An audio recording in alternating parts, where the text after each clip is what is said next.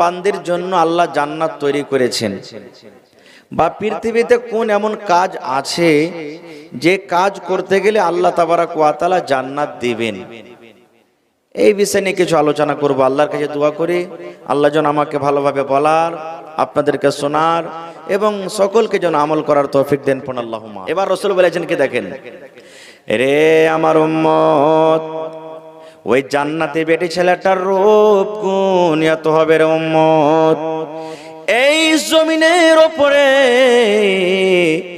একবার যদি নজর করে দেয়, এই জমিনে যদি একবার তাকিয়ে যায়, আল্লাহ রাসূল বলেছেন এই রাতের পর যখন সূর্য ওঠে তখন রাতটা শেষ হয়ে যায়, জোনাক হয়ে যায়, আলো হয়ে যায়। আল্লাহ রাসূল বলেছেন উম্মত রে, দিনের বেলাতে যদি ওই বেটি ছেলেটা ওই জান্নাতি ফাওটা যদি একবার তাকিয়ে যায়, রাসূল বলেছেন তার রূপের সামনে, আলোর সামনে সূর্যর আলো ফিকা পড়ে যাবে। সুবহানাল্লাহ, সূর্যের আলোটা ফিকা পড়ে যাবে। এবার আপনাকে বলি, আমার মায়েরা খালারা খোপাতে ফুল বাঁধে না, বাঁধে না? আমরা খোপা বলি, গুদ্দি বলি উর্দুতে, আপনারা কি বলেন? খোপা। এই ফুল বাঁধে না, বাঁধে না? কত দামের হবে ফুলটা? 10 টাকা, 20 টাকা, 50 টাকা, 100 টাকা, 200 টাকা, 500 টাকা, মোটামুটি ধরেন এই ধরনেরই ফুল মায়েরা খালারা বাঁধে। বেশিরভাগই 20 টাকা 50 টাকা থেকে নিচে নিচে বাঁধে।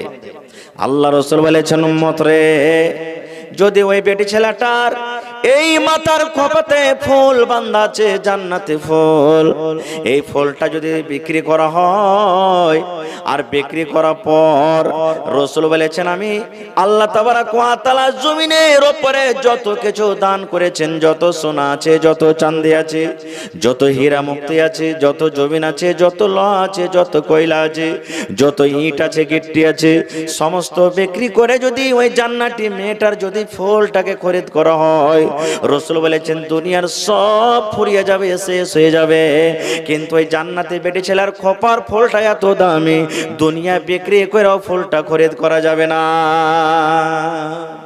সুবহানাল্লাহ। এরকম মেয়ে ছেলে আল্লাহ জান্নাতে দেবেন। তাহলে এটা হলো কি? ফাও। এটা হলো কি? এবার বলি, যদি ফাওয়ের এত দাম হয় তাহলে অরিজিনাল যেটা আল্লাহ দেবে সেটা কেমন হবে? নাকি বুঝে দেখেন সেটা কেমন হবে? তো আল্লাহ তাবারক ওয়া তাআলা জান্নাতের ভিতরে এরকম জিনিস, পৃথিবীতে কোন আমল করতে গেলে আল্লাহ জান্নাত দেবেন?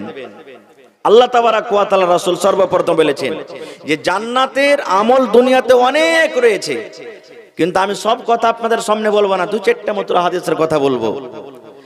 আল্লাহর নবী বলেছেন জান্নাতে ঢুকতে গেলে, জান্নাতে যেতে গেলে, জান্নাত যাওয়ার আগে আগে রাসূল বলেছেন উম্মত রে, প্রথম কাজ তোমার হবে, যদি তুমি এক আল্লাহকে বলে বিশ্বাস করো, এক আল্লাহর পড়তে যদি তুমি ঈমান আনো, আর নবীর কথাকে যদি তুমি মেনে চলো, নবীর কথাকে সত্য মনে করো, নবীর পড়তে যদি ঈমান রাখো, নবী যা বলবেন, যা আদেশ করবেন, যা করবেন সেটা যদি তুমি মেনে যাও, তাসদীক করে নাও, তার বিনিময়ে আল্লাহ রাব্বুল আমিন তোমাকে জান্নাতের ভিতরে ঘর দান করবে।